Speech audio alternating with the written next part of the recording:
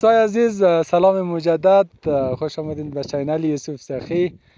یوسف سخی هستم، در منطقه پس قرخ برجگه شریف آمدیم. امروز امرای آقای مقصودی معرفی میشیم. آقای مقصودی صاحب، یک معرفی خودتان کنید. بسم الله الرحمن الرحیم. محمد امین مقصودی. قبلا سرچس بودم در کلینیک برسی برجگه، فعلا آزاد بودم، شغل دولتی نداریم. خیلی خوب. در کارهای دهقانی مصروفم. خیلی خوب. آقای مقصودی، ما اطلاعات جغرافیایی خیلی پایینه. در کجا هستیم فعلا؟ فعلا در پس قرخ بالا، قریه به نام پس قرخ بالا برجگه. خیلی خوب. ولسوالی ناور. خیلی خوب. خب دوستای عزیز، آقای مقصودی از جمله کسایی است که در دهات شهری زندگی میکنه. خلاقیت های خیلی زیاد داشته. سیستم سولار، سیستم مدرن شهری را در منطقه پس قرخ فعلا زندگی میکنه. و فعلا کارهایی که آقای مقصودی داره، یک فارم کوچک ماهی داره و درخت های میوه متفاوت و یک سیستم آبرسانی بسیار جالب را که آقای مقصودی داره. یکی در منطقه که فعلا هستیم یک حوضچه و اینجا هم یک جوی است که از بال، البته بال نور است، از نور اینجا آب میه. خب آقای مقصودی درباره از حوض خب استاد، یه حوض دو کار بسیار اساسی بلده از انجام میده. یکیه که یعنی حوض جویی که هسته اینجا بسیار اشغال و تمام چیز از جوی میه. بله. باز همین لولایی که طرف حوض هم داده و جالی بسته کردیم، جالی پارچه‌ای خیلی ریز که تمام اشغالا را دور میده او فیلتر میشه. بله. باز وظیفه دوم چی است که فشار یا 100 متر پایینتر از این او استفاده منی. باز شیرای بارانی، شیرای قطره‌ای بسیار به صورت اساسی کار منه.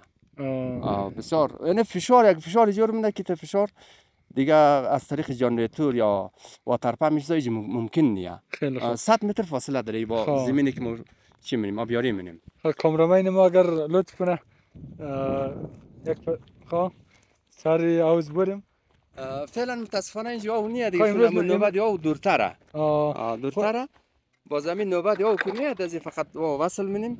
این دو کار بسیار اساسی منه بلده از ما، مثل بطری کار منه. همین آب تصفیه منه، فیلتر منه. باز دوم دیگه فشار آب بسیار بالا میبره، بسیار. یعنی همین سیستم بارانی و قطره‌ای بسیار به صورت اساسی کار میکنه. خیلی خوب. پس این ایده از کجا متوجه شدین آقای مقصودی؟ گیره خب ما در ایران زیاد بدیم دیگه، همین چیزا را ایرانی‌ها کارا رو میکرد. باز اونمو تجربات از ایران ما ایران گرفتیم. بله. در منطقه که فعلا زندگی مونیم، محصولات از ناچی آقای مقصودی؟ محصولات استاد اینجا ناک بسیار خوب نتیجه داده، سب بسیار خوب نتیجه داده، گیلاس بسیار خوب نتیجه داده، زردآلو بسیار خوب نتیجه داده. دیگه ماهی قزلالا در برجگه بهترین محیط برای قزلالا، بسیار خوب محیطه، بیخی شرایط برابره برای قزلالای رنگین کمان. باز ماهی کپور ماهی یک کمک اینجا دیگه هوا سردی منه. باز انشالله در سال آینده تصمیم داریم کمی حوض را پلاستیک بگیریم به صورت گلخانه‌ای که البته بارک مشکل نیست. نه دمی بار چون مایع کپور که هست از درجه حرارت 18 درجه سانتیگراد بالا تا 30 درجه رشد داره.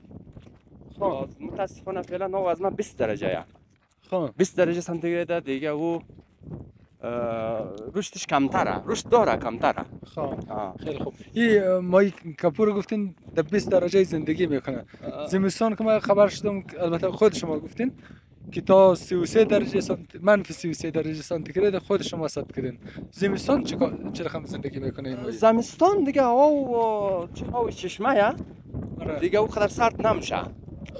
این کپور اگه او فکر کو که 3 درجه یا 4، یعنی از 4 درجه با پایین بلدیز خطرناکه، تلفات میکنه. دیگه از 18 درجه که پایین شد باز غذا نمیخوره. اصلا غذا نمیخوره، رشد نداره. باز تلفات نمیکنه. مشکل نداره. خیلی خوب. من شخصا خیلی مشتاق هستم که از خود باغ و خود فارم ماهی دیدن کنیم. نمی‌فهم چند دقیقه راه مونده یا در رسیدیم؟ باغ رسیدیم. خب باغ رسیدیم، باز دفعه مایم ان شاء الله چند دقیقه بعد میرسیم. خیلی خوب. آقای مقصودی دی عاقل که فعلا زندگی من چقدر تن خانه زندگی میکنه؟ اینجا 10 فامیل استاد. خب 10 فامیل. خب قبلا که زیاد بودیم دیگه. قبلا زیاد بودیم دیگه، متاسفانه همین شرایط کار برابر نیست، مردم کاروبار نداره دیگه، کلا کوچ کرد رفت، خارج رفت، کابل رفت دیگه. کابل هم چندان کار برابر نیست، مردم سرگردانه دیگه. خیلی خوب. آقای مقصودی یک خوب تدابیر سنجیده به خاطر از یعنی جالی هم یه بسیار موفق استاد. سعی سیم خاردار و چوب، یه دیگه از جالی کابل سیم خاردار چوب این ترکیب شده، یه بسیار موفقه، چون یعنی می خرگوش سازی ترشده نمیتونه، ولی جالی تر میشه. از جالی امزی 5 سانتیش حتی تر میشه.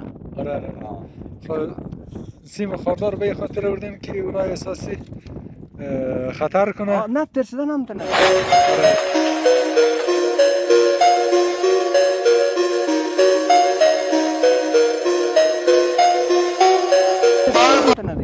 آره خب خیلی خوب. یک باغ خیلی منظمه ماشاءالله. والا بخاطر منظم خونیه، چندان تجربه نداشتی استاد. این درخت‌ها را مو کسی به نام انجینر دلجم انجینر دلجم از مشهد آورده. این باغا ایرانیه.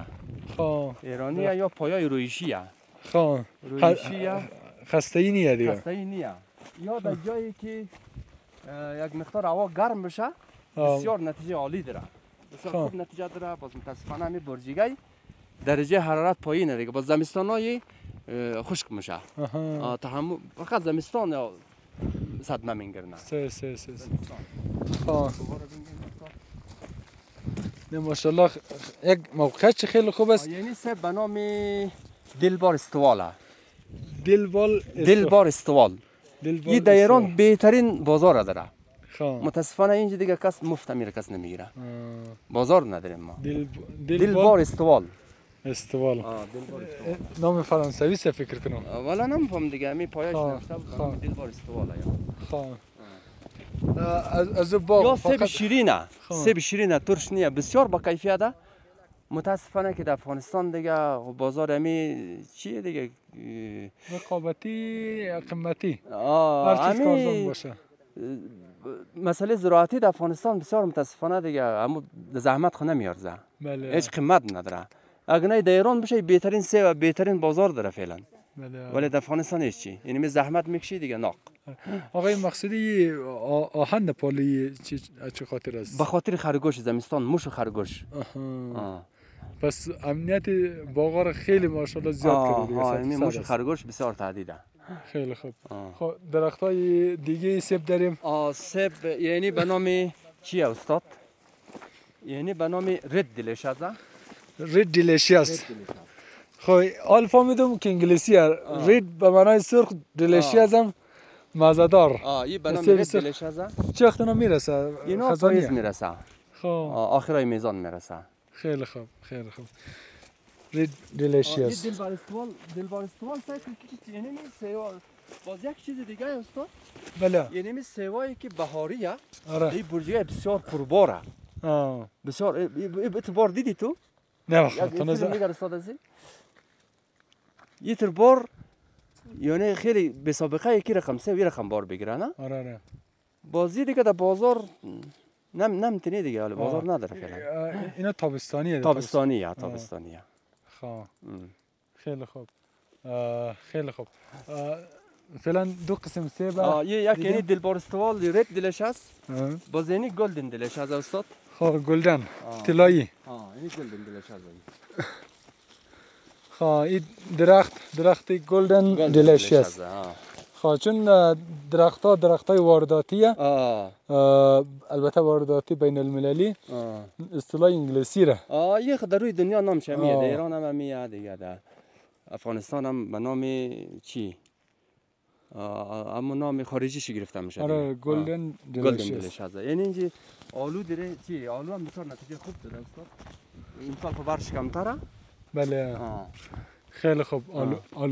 آلوی بخارا دیگه. آلو بخارا فکر کنم بخارایه، نام دقیق نمی‌فهمم. خیلی یعنی خوب آلویا. خیلی خوب آلو بسیار نتیجه خوب داره. آقای مقصودی یعنی سبزی هم که یه پالیم چیه؟ یه توت فرنگیه. خب توت فرنگی توت است فرنگیه. یه یک بار داده. خب باز فعلا چه امسال هوا گرم بوده گل کرده. این اساس خب اینا فکر کنم که باری دوم هم میدیه. خب البته توت فرنگی یک از زیباییش اینه که این خودش ریشه میده دیگه درسته؟ یه خودش اضافه میشه میتونه ماره. آره فقط کافیه که چند دانه را شما کشت یک بار داده ای آه. این بار دوم مثال چون گرم بوده هوا به احتمال زیاد که دوم بار میبار میدیه. آره خب یک قسمت عجیب و غریب داشته که در بار اولش برابر نشده آره اونو گل کرد. آره اگه نه استاد غم خورمو خورد. خب آقای مقصودی یعنی هم دلبار استواله. بله یعنی اینجا ما چند رقم خب ناک داریم. ناک است یعنی ناک است ای بسیار دررسه. خب این دیگه نام علمیشو نمیفهم چیه. این خب مقصد بسیار در میرسه ای. بله این ناگ بسیار دررسه. در میزان امی آخری ای میزان میرسه. خب ماشاءالله برشم خوب بوده. خوب متاسفانه این ناگاه زخشه ای رقم کرده. والا فکر خرگوش کرده فکر زخشه چی کار کنی دیگه زخشه کلا بار داشت که یعنی شاخه کلا آویزان شده نه ولی حالا کل بار خورده. والا از مشکل زخشه خطرناک شد. زخشه دیگه مجبور دبال یعنی می چیزی که دو درخت که زیاد در مسیر زخشه بوده اینی ترول کرده. آقای مقصودی باید حیوان را پیدا کنی که زخشه از او بیترسه و هر سگ از حیوانه بسازی در سر درخت. یعنی هم یک قسم ناگ استاد. این ناگ بسیار متفاوت دیگه. او یک قسم ناگ یعنی یک قسم ناگ. نام علمی از یا مقصد دیاد ما بود فعلا دیگه فراموش کردیم. مقصد یعنی درخت از ایران هم ده. خب یعنی ناگاش اینا رو زخشه زیاد خراب نتونسته. خب یعنی بار زیاد سعی کن ماشاءالله استاد. ماشاءالله اینا رنگش که سرخ شده پخته شده نشده؟ یا نه هنوز پخته نشده ولی نزدیک پخته شده نه. چون بعضیش رنگش سرخ شده. یا نزدیک پخته شده نه. خیلی خوب. یعنی می مسیر ناگ دیگه. آقای مقصودی چون خیلی کارایت علمی است سوالی که امی بودیه که یعنی کچالوها مانع رشد باغ یا باغ مانع رشد کچالو نمیشه؟ والا کچالو به اصلا ضرر نداره ولی رشقه بسیار ضرر داره در باغ. کچالو خوبه. کچالو زیاد ضربه نمیزنه. آره آقای مقصودی این یک باغ یک با دیگه قسم ناگه. ما چند رقم ناگ داریم؟ 1 2 3 4 4 رقم. 4 رقم. یه خرد یه هم باز آخر میرسه. یعنی از زود رسه بازی در رسه قدر زود دیگه. بیخی متفاوت است. یعنی جناک بازم در استاد یک نوی دیگه ها؟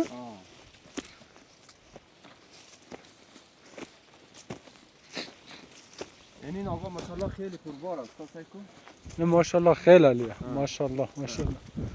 یارو زخشه هم زیاد خراب نتونسته.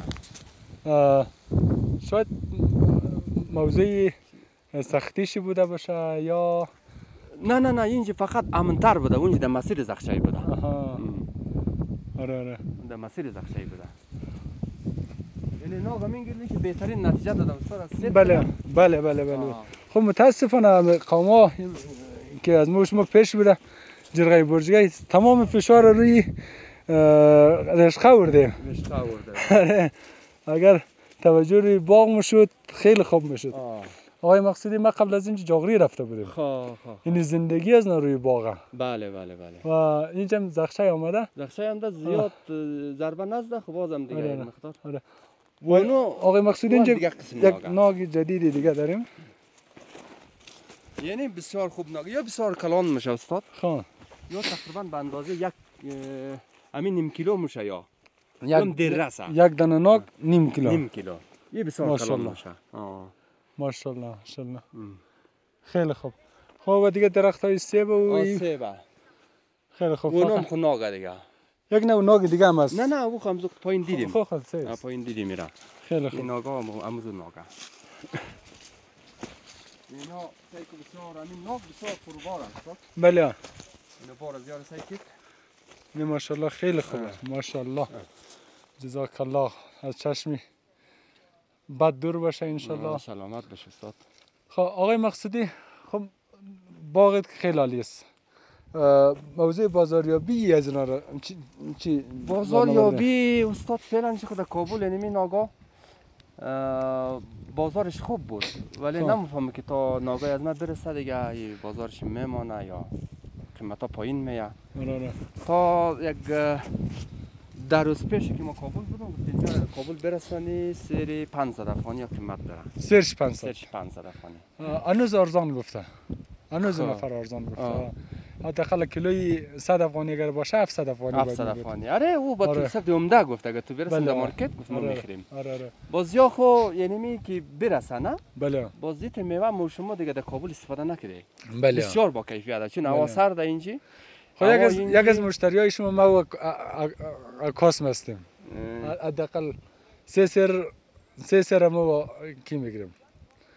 کامرامین ما انشالله و خدا برسونه که 50 سری دیگه هم اضافه شود انشالله یه استاد دنمی برجگاه فعلا ما شما که در موقعیت قرار داره ارتفاع ما شما از سطح بر هسته 3000 متر. بله. هر چقدر که ارتفاع بالا باشه اما قدر میوه با کیفیت میشه. میوه های سردسیری ناگ و سیب هم که میوه های سردسیریه نه؟ بله. اگر ما شما اگر مثلا در قرقل بتونیم ناگ و سیب تربیت کنیم باز از اینجا کیفیتش بالاتر میه. چون سردتره. هر چقدر سرد باشه اما قدر کیفیت میوه سردسیری. درخت گیلاس چی رقم؟ گیلاس اون طرفه. خب خیلی آقای مقصودی بله. مریم بعدا در فرم مایی و گیلاس فعلا خداحافظی میکنم به خاطر که وقت گیر است. پیشنهاد شما برای زارین چیه؟ زارینی که مربوط برجگاهی میشه. زارین استاد کوشش کنه که یعنی چیزایی که در برجگاه نتیجه میده دیگه. باز یک چیز دیگه بگم استاد که ما هم درختای اینمی درختا از ایران هم ده. از ایران هم ده یا پایه‌ای به نام چیه؟ MM106. MM106. باز یار شرکت گفته که منفی 18 درجه تحمل داره. باز متاسفانه برجگاه زمستان منفی 33 درجه میشه. دیگه این درختها تحمل چی؟ کمه یا چی شد دیگه خیلی ضربه دید که میبینید که کلا خشک شد دیگه از این ناحیه ما خیلی ضربه دید. اینا رو دیدی؟ بله. یا خشک شد. بله. دیگه از درختایی که قد از محیط سازگار بشه باید استفاده شه. بله. آره که مثل از مور ضربه اقتصادی نگیرن ما کلان ضربه دیدیم. خیلی خوب. خیلی خوب. خب تشکر آقای مقصودی. خداوند رزق به حساب بده به شما. ان الله یرزق من یشاء بغیر حساب. دوستان عزیز ویدیوی بعدی ما زحمت‌های شما استاد که گزارش تهیه کنید مشکلات مردم در دیگه میرسونید مردم آگاهیش بالا بره. بسیار تشکر. قربانت. دوستان عزیز ویدیوی بعدی ما درباره فارم مایی و همچنین گیلاسی آقای مقصودی است. فعلا یک وقفه میگیریم تا ویدیوی دیگه. خدا حافظتان.